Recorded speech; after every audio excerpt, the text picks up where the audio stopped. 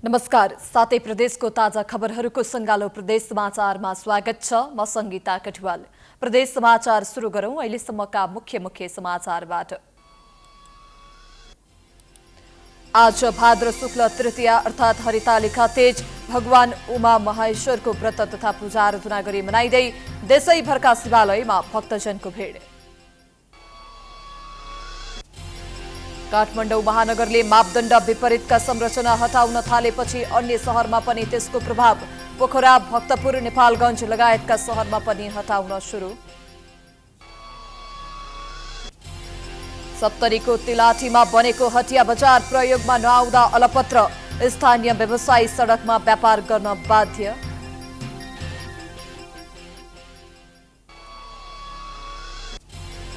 र राष्ट्रिय खेलकुद प्रतियोगिताका लागि प्रदेश स्तरीय छनौट नजिकिएसँगै इटहरी रङ्गशालामा तयारी तीव्र। घाँस हटाउनुका साथै मर्मत सम्भारको काम सुरु। आजको प्रदेश समाचार सुरु गरौं हरितालिका तेज पर्वको रौनक सम्बन्धी समाचारबाट। आज भाद्र शुक्ल तृतीया अर्थात् हरितालिका तेज सनातन धर्मावलम्बी महिलाहरूले उमा महेश्वरको व्रत तथा पूजा आराधना गरी मनाउँदैछन्।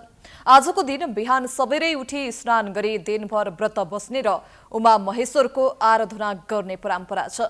हिमालय र मेनकाकी पुत्री पार्वतीले निराहार व्रत बसी कठिन तपस्या गरेको र महादेव पति पाएको पौराणिक कथा अनुसार नै यसरी व्रत बस्दा मनोकांक्षा सिद्ध हुने जनविश्वास छ। विवाहितले पति र छोराछोरीको सुस्वास्थ्यको कामना गर्ने र अविवाहितले असल पतिको कामनाका साथ व्रत बस्ने परम्परा छ। आजको दिन देशैभरका शिवालयमा श्रद्धालुको घुइँचो लाग्ने गर्दछ।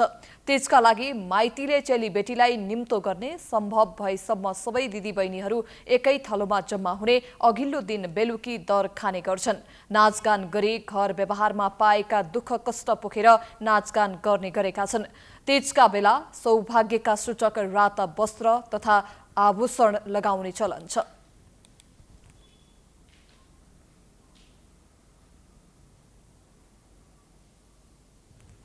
अब लागौं काठमाडौँ महानगरपालिकाको संरचना हटाउने अभियानपछि अन्य शहरमा पनि प्रभाव परेको सम्बन्धी समाचारतर्फ। काठमाडौँ महानगरका मेयर बालेन शाहले सुरु गरेको अनधिकृत संरचना हटाउने अभियानको देशव्यापी प्रभाव पर्न थालेको छ। काठमाडौँका सार्वजनिक क्षेत्रमा अतिक्रमण गरी निर्माण भएका अनधिकृत संरचना तथा महानगरद्वारा तोकिएको मापदण्ड विपरीतका निजी निर्माणहरूमा एक्जाभेटर कारवाही थालेसँगै यसको देशव्यापी सकारात्मक असर देखिन थालेको हो। एक रिपोर्ट। भक्तपुरको मध्यपुर थिमी नगरपालिकाले सार्वजनिक सूचना नै निकालेर 35 दिनभित्र अरनिको राजमार्ग र त्यस वरपरका अनाधिकृत संरचनाहरू हटाउन भनेको छ। मध्यपुर थिमी नगरपालिकाले जारी गरेको सूचनामा नगर क्षेत्रमा पर्ने अरनिको राजमार्ग, त्यसका सहायक मार्गहरू, भित्री सडकहरूमा मापदण्ड विपरीत निर्माण भएका र अतिक्रमण भएका संरचना 35 दिनभित्र नहटाए कानुनी कारबाही थाल्ने उल्लेख छ। यस्तै बाँकेको कोहलपुरमा अतिक्रमित संरचना हटाउँदा स्थानीयले अवरोध गरेका थिए। मेयर पूर्णप्रसाद आचार्यको नेतृत्वमा कोहलपुरको न्यू रोड क्षेत्रका अतिक्रमित संरचना हटाउन डोजरसहित पुगेको टोलीलाई स्थानीयले अवरोध गरेका थिए। कोहलपुरको न्यू रोडमा रहेको टहरा भत्काएर बस पार्क पुगेको डोजरमाथि स्थानीयले ढुङ्गा मोडा गरेका थिए।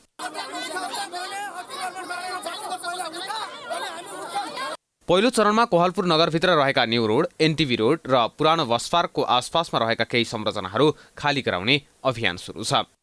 पोखरा महानगरपालिकाले पनि दोस्रोपल्ट सूचना निकालेर अनाधिकृत संरचना हटाउन आग्रह गरेको छ। पोखराले यस अघि पनि अनाधिकृत संरचना हटाउन भने पनि सम्बन्धितले अटेर गर्दै आएका थिए। काठमाडौँ महानगरमा बालेनले सपिङ मल लगायतले नक्सा विपरीत बनाएका अनाधिकृत संरचना हटाउन सुरु गरेपछि पोखराले दोस्रो पटक सूचना जारी गरेको हो।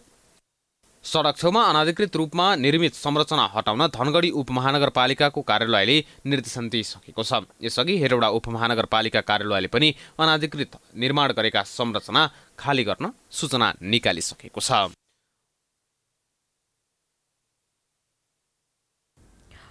प्रदेश समाचारमा पालो भएको छ विश्रामको।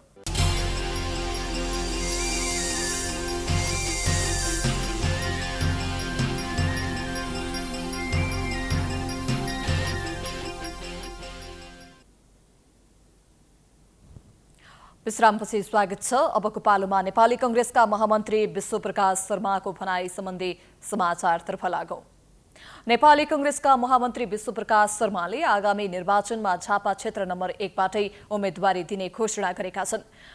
वीरता मिडिया हाउस प्रालिद्वारा सञ्चालित गोर्खा पोस्ट डेली.com अनलाइनको आज वीरता मोडमा उद्घाटन गर्दै महामन्त्री शर्माले आफ्नो उम्मेदवारीको विषयमा अनेक चर्चा चलेको भन्दै कार्यकर्तालाई भ्रममा नरहन आग्रह गरेका छन्। शर्माले 3 पटक ट्रायल फेल हुने आफ्नो चाहना नरहेको बताउँदै यो पटक फेरि यहाँ सांसद हार्दै गर्दा दोस्रोचोटि हार्दै गर्दा प्रवक्ता बन्ने अर्को चुनावको मुखमा आइपुग्दै गर्दा महामन्त्री बन्ने विश्वप्रकाश शर्माले माथि गाडी चाहिँ कुदाउन सक्छ है भन्ने खालको चाहिँ हुने यहाँ आएर लाइसेन्स माग्दै गर्दा जहिले ट्रायल फेल हुने 70 मा मागो ट्रायल फेल 74 मा लाइसेन्स दिन्छन् कि भनेर आयो फेरि ट्रायल फेल भनिसकेपछि 3 चोटि ट्रायल फेल हुने कुरामा मेरो कुनै चाहना छैन। त्यसकारण मैले खडा हुने नहुने विभिन्न कुरा साथीहरूलाई अवसर दिने देशभरि तयारीमा लाग्ने विभिन्न खाले जिम्मेवारी कुरा परिस्थितिहरू छन्। म खडा हुनेतर्फ लाग्यो भने यसले राम्रै हिसाब किताब मिलाएर खडा गरेछ। 2074 को संघीय निर्वाचनमा कांग्रेसका उम्मेद्वार शर्मा वाम गठबन्धनका उम्मेद्वार राम कार्कीसँग पराजित भएका थिए।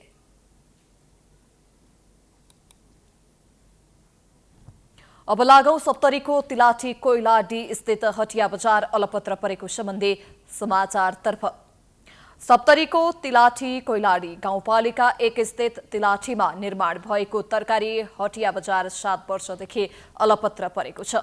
निर्माण भएको 7 वर्ष बितिसक्दा समेत तरकारी हटिया बजार प्रयोगविहीन बनेको छ। तरकारी हाट बजार सञ्चालनमा नआउँदा स्थानीय व्यवसायीहरूले सडकमा व्यापार गर्न बाध्य छन्। एक रिपोर्ट। निर्माण भएको 7 वर्ष बितिसक्दा समेत सप्तरीको तिलाठी कोइलाठी गाउँपालिका 1 स्थित हटिया बजार सञ्चालन हुन सकेको छैन। केन्द्रीय सरकार कृषि मन्त्रालयको पहिलो चरण अन्तर्गत 25 लाख बजेटमा निर्माण भएको तरकारी हटिया बजार प्रयोगमा नआउँदा अलपत्र परेको हो। स्थानीय सरकार मार्फत हटिया बजार सञ्चालनमा ल्याउन नसक्दा स्थानीयले घाँस दाउरा र पात राख्ने थलो बनेको छ। हटिया बजार सञ्चालनमा स्थानीय सरकारले कुनै चासो नदिएको स्थानीयको गुनासो छ। सरकारलाई के भन्न, सरकारको धेरै पैसा हो, लुटाउनु हुनुहुन्छ। यो कसै निजीको मा बनेछ कि सरकारी जमिनमा? हम त म पनि सुनेको छु यो निजी हो। को नेताहरू र वार्ड अध्यक्षहरू सबै मिली भगतमा यो 25 लाख भन्दा पनि बढी बजेट यसमा लगाएको छ हैन, तर आजसम्म सञ्चालन भएको छैन। यो हटिया चाँडोभन्दा चाँडो सञ्चालन भए हामी सरकारहरूलाई अनुरोध गर्दैछौँ। हटिया बजार सञ्चालनमा नआउँदा त्यस क्षेत्रमा उत्पादन भएका तरकारी जन्य वस्तुले उचित बजार र मूल्य पाउन सकेका छैनन्। तरकारीको थोक बजार नहुँदा स्थानीयले सस्तो मूल्यमा फुडकर बेच्न बाध्य छन्। यस्तै तरकारीको व्यवस्थित बजार नहुँदा व्यवसायीले सडक छेउमा बसेर तरकारी लगायतका सामग्री बेचिरहेका छन्। म चाहिँ अहिले चाहिँ हामीहरू चाहिँ कुनोलीमा गइरहेको छु हटिया गर्नको लागि। यो सञ्चालन भए अरु राम्रो हुन्थ्यो। अझै राम्रो हुन्थ्यो सञ्चालन भयो भने। बजेट आउँछ सबै आफ्नै खोल्तीमा राखिहाल्छ नेताहरू। यहाँ आउँछ भाषण दिन्छ, म यो गर्छु त्यो गर्छु, अहिलेसम्म केही पनि गरेका छैन।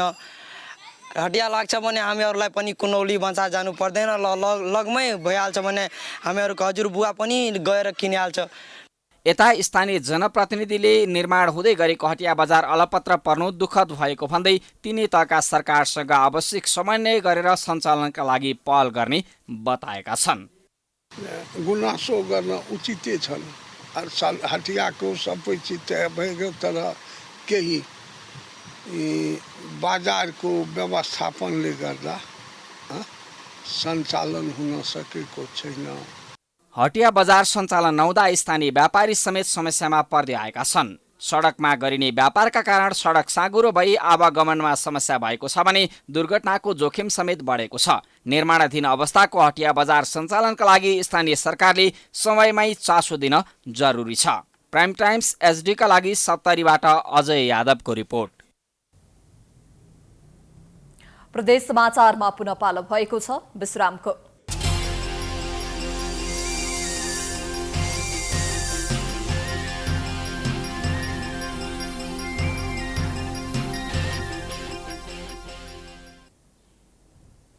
विश्रामपछि पुनः स्वागत छ। अब लागौं बुटवलको देव बोर्डिङका विद्यार्थीमाथि निर्घात कुटपिट भएको घटना सम्बन्धी समाचारतर्फ। बुटवलको देव बोर्डिङको कक्षा 10 मा अध्ययनरत विद्यार्थीमाथि निर्घात कुटपिट भएको आरोप अभिभावकहरूले लगाएका छन्। पीडित विद्यार्थीको अभिभावकले मंगलबार रिपोर्टर्स क्लब नेपाल लुम्बिनी प्रदेशको कार्यालय बोटवलमा पत्रकार सम्मेलनको आयोजना गरी उक्त घटनाबारे जानकारी दिएको हो। रूपन्देहीको तिलोतमा नगरपालिका वडा नम्बर 5 घर भएका जेनित राय माझीलाई सोही विद्यालयका एक शिक्षकले निर्घात कुटपिट गरेर घाइते बनाएको र यस विषयमा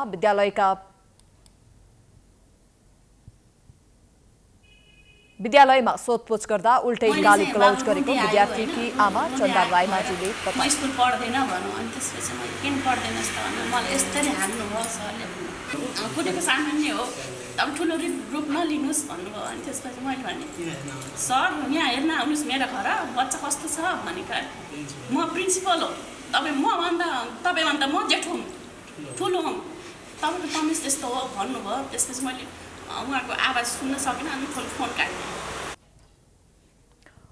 त्यस्तै पत्रकार सम्मेलनमा पीडित विद्यार्थीका बुबा डेवे रायमाझीले विद्यार्थीलाई कुटपिट र यातना दिएर गर्ने व्यवहार देव बोर्डिङ स्कुलको नयाँ नभएको बताउँदै अन्य विद्यार्थीहरूलाई पनि त्यस्तै घटना भएको बताए। पढाउने हो कि एउटा बच्चालाई चाहिँ लट्ठी लिएर पिटेर गोरु जस्तै कुटेर त्यसको समाधान हुन्छ त्यो उहाँले जान्ने कुरा होइन। हामीले त के भने हाम्रो बच्चा अब हामीलाई विभिन्न किसिमका ठाउँबाट थ्रेटेन आएको छ। अहिले यो थ्रेटेन मलाई पनि 5-6 ठाउँबाट फोन आएर धम्की आएको छ। यसको सुरक्षाको कसले पट्यापट्टि गर्ने जानमा धम्की आएको छ। अनि यसको जिम्मा उहाँले लिनुहुन्छ कि नै र हामीले अब चाहिँ हामीले सुरक्षा निकायमा पनि हामीले यस्तो हो भने हामीले सुरक्षा निकायमा खबर गर्नुपर्ने बाध्य हुन्छ। पीडित विद्यार्थी जेनेतले क्लास चलिरहेको बेलामा कक्षामा ध्यान नदिएको र मुसुक्क हाँसेको भन्ने नेहुमा आफूलाई सरले कुटपिट गरेको बताएका छन्। सरले मलाई यस्तो भन्नु बाहिर निस्कि भन्नुभयो। पछाडिदेखि लिएर मेरो गालामा झापड हान्नुभयो। यस्तो झापड हान्नुभयो मलाई यता हान्नुभयो। मेरो कान टिन्न गऱ्यो एकैछिन मैले थाहै पाएन। चस्मा खस्यो मेरो। त्यसपछि सरले मलाई बाहिर लताउनुभयो अनि व्हाइट बोर्डको छेउमा लानुभयो। फेरि 2 झापड हान्नुभयो। पत्रकार सम्मेलनमा नेपाल अभिभावक संघका जिल्ला अध्यक्ष लोकनाथ गेवालीले 23 वर्ष अगाडिको जस्तै घोकन्ते रेटन्ते शैली विद्यालयमा चलाउन नपाइने बताए। बालबच्चाहरूलाई संस्कार सहितको शिक्षा दिने हो। बालबच्चाहरूलाई दण्ड दिने अधिकार छैन विद्यालयको। उनीहरूलाई मुस्कान सहितको शिक्षा दिन पर्ने हो। संघका अध्यक्ष गेवालीले विद्यार्थीले गल्ती गरेमा एकपटक अभिभावकलाई सचेत गराउनु पर्नेमा जोड दिए। अन्तमा प्रदेश स्तरीय छनौट खेलका लागि इटहरी स्थित रङ्गशाला सरसफाई गरिएको सम्बन्धी प्रसङ्गतर्फ लागौं। राष्ट्रिय खेलकुद प्रतियोगिता अन्तर्गत प्रदेश स्तरीय छनौट खेल नजिकिएसँगै सुनसरीको इटहरी स्थित रङ्गशालामा तयारी सुरु गरिएको छ। खेल प्रतियोगिताको अभावमा इटहरी रङ्गशाला वर्षौंदेखि घाँसे मैदानको रूपमा परिणत भएको थियो। प्रतियोगिता हुने भएपछि घाँस हटाउने तथा रङ्गशालाको मर्मत सम्भार लगायतका कार्यहरू गर्न थालिएको छ। एक रिपोर्ट। आगामी असोज 28 गतेदेखि कार्तिक 3 गतेसम्म गण्डकी प्रदेशमा आयोजना हुने 9 राष्ट्रिय खेलकुद प्रतियोगिताको लागि प्रदेश स्तरीय छनौटका लागि तयारी थालिएको छ। सुनसरीको इटहरी रङ्गशालामा प्रदेश स्तरीय प्रतियोगिता यही भाद्र 24 गते उद्घाटन हुँदैछ। प्रदेश स्तरीय प्रतियोगिताको उद्घाटनसहित धेरै खेलकुद प्रतियोगिता आयोजना हुने इटहरी रङ्गशालामा तयारी तीव्र थालिएको छ। छनौट प्रतियोगिताको लागि इटहरी रङ्गशाला सरसफाईदेखि अन्य तयारीका कामहरू अगाडि बढाइएको छ। खेलकुद प्रतियोगिताको अभावमा वर्षौंदेखि इटहरी रङ्गशाला घाँसे मैदान जस्तै बनेको थियो। समयमा खेलकुद प्रतियोगिताहरू नहुँदा खेलाडीहरूको क्षमता विकासमा समेत असर पुगेको खेलप्रेमीको भनाइ छ। गेमहरू पनि अहिले भएको छैन हैन। गेमहरू नभएको कारणले गर्दाखेरि अब खेलाडीहरू त्यतिकै पनि गेम भएन भने त त्यतिकै पनि उनीहरू हौसिन्न हैन। त्यसले गर्दाखेरि स्थानीय ठाउँमा पनि यो गेमहरू चाहिँ प्राय अब हुन्छ नि वर्षमा 3-4 वटा चाहिँ भइराख्नु पर्छ। अनि चाहिँ मात्रै खेलाडीहरूको त एउटा हौसला पनि हुन्छ र स्वास्थ्यमा अलिकति उनीहरूले ख्याल पनि राख्न सक्छ हैन। त्यो भयो भन्दाखेरि दुर्व्यसनी हुन्छ नि, जस्तै मादक पदार्थहरू लिनेहरूबाट पनि वञ्चित हुन्छ। यो चाहिँ स्थानीय सरकारले चाहिँ अलिकति यो खेलकुदको यो रङ्गशालालाई चाहिँ यो सरसफाइको अभियानमा चाहिँ अलिकति ध्यान दिनुपर्छ जस्तो मलाई लाग्छ। राष्ट्रिय खेलकुद परिषदको स्वामित्वमा रहेको इटहरी रङ्गशाला संरक्षणको अभावमा जीर्ण तथा घाँसे मैदान जस्तै बनेको छ। रङ्गशालाको स्वामित्व प्रदेश खेलकुद विकास बोर्ड मातहत आए कर्मचारी खटाएर बोर्डले संरक्षण गर्ने जानकारी भएको जिल्ला खेलकुद विकास समिति सुनसरले जनाएको छ। प्रदेश सरकारले अब प्रदेश खेलकुद बोर्डको मार्फतबाट चाहिँ अब यहाँ 2-3जना कर्मचारी चाहिँ अनिवार्य रूपमा चाहिँ नियुक्ति गरेर यहाँ स्थायी रूपमा पनि राख्नुपर्ने चाहिँ जरुरी देखिसकेको अवस्था छ र अब जुन अहिले 9 राष्ट्रिय खेलकुदको प्रदेश स्तरीय प्रतियोगिता हुनेछ यसको लागि सभ्य र भव्य गर्नको लागि अब यहाँका स्थानीय सरकारवालाहरू नगरपालिका स्थानीय सरकार र खेलसँग सम्बन्धित खेल सङ्घका साथीभाइहरू सबैजना लागेर चाहिँ यसलाई सफल बनाउनुपर्छ भन्ने कुरो मलाई लाग्छ। इटहरी, विराटनगर लगायतका प्रदेश 1 का विभिन्न ठाउँमा रहेका रङ्गशालाहरूमा पनि राष्ट्रिय प्रतियोगिता अन्तर्गत प्रदेश स्तरीय खेलकुद प्रतियोगिता आयोजना हुने प्रदेश खेलकुद विकास बोर्डले जनाएको छ। राष्ट्रिय खेलकुद परिषदको स्वामित्वमा रहेका रङ्गशाला प्रदेश खेलकुद विकास बोर्डले संरक्षणका लागि जिम्मेवारी पाउने भएको खेलकुद विकास बोर्डले जनाएको छ। अब हामीले नै यसलाई रेखदेख गर्नुपर्छ किनभने यो जिल्ला खेलकुद विकास समितिको नाममा रहेको यी भवनहरू यो अन्यलमै छ। वास्तवमा यसको जिम्मा कसले लिने? स्थानीय सरकारले लिने या प्रदेशले लिने भन्ने कुरामा अन्यलमा रहेको अवस्थामा हामीले यो हिजो भर्खर निरीक्षण गरेका थियौँ। निरीक्षण गर्दाखेरि अब हामीले यसलाई के ठोस कदम अगाडि बढाउँछौँ भने अब चाहिँ यो प्रदेश स्तरीय रङ्गशालालाई प्रदेश खेलकुद विकास बोर्डले हामी आज या भोलि नै सम्पर्क कार्यालय स्थापना गर्दैछौँ। यसमा प्रदेश खेलकुद विकास बोर्डको सम्पर्क कार्यालय हुन्छ र यसलाई चाहिँ रेखदेख र निगरानी गर्नको लागि हामी प्रदेश खेलकुद बोर्ड अब हामी अगाडि बढ्छौँ भन्ने कुरामा म जानकारी गर्न चाहन्छु। खेलकुद गतिविधिको समयमा मात्र रङ्गशाला संरक्षण हुने र अन्य समयमा अल्पत्र हुँदा स्थानीय खेलाडीले अभ्यास समेत गर्न नपाएको गुनासो गरेका छन्। खेलाडीहरूको क्षमता वृद्धिका लागि रङ्गशालाको संरक्षण गरी समय समयमा खेलकुद प्रतियोगिताको आयोजना हुन जरुरी छ। प्राइम टेलिभिजन एचडीका लागि सुनसरीबाट विकल रेग्मीको रिपोर्ट। अन्त्यमा आइपुगेका छौं। जाँदा जाँदै मुख्य समाचार पुनः एकपटक। आज भाद्र शुक्ल तृतीया अर्थात् हरितालिका तीज भगवान उमा महेश्वरको व्रत तथा पूजा आराधना गरी मनाइँदै देशैभरका शिवालयमा भक्तजनको भिड। काठमाडौँ महानगरले मापदण्ड विपरीतका संरचना हटाउन थालेपछि अन्य शहरमा पनि त्यसको प्रभाव। पोखरा, भक्तपुर, नेपालगञ्ज लगायतका शहरमा पनि हटाउन सुरु। सप्तरीको तिलाठीमा बनेको हटिया बजार प्रयोगमा नआउँदा अलपत्र। स्थानीय व्यवसायी सडकमा व्यापार गर्न बाध्य।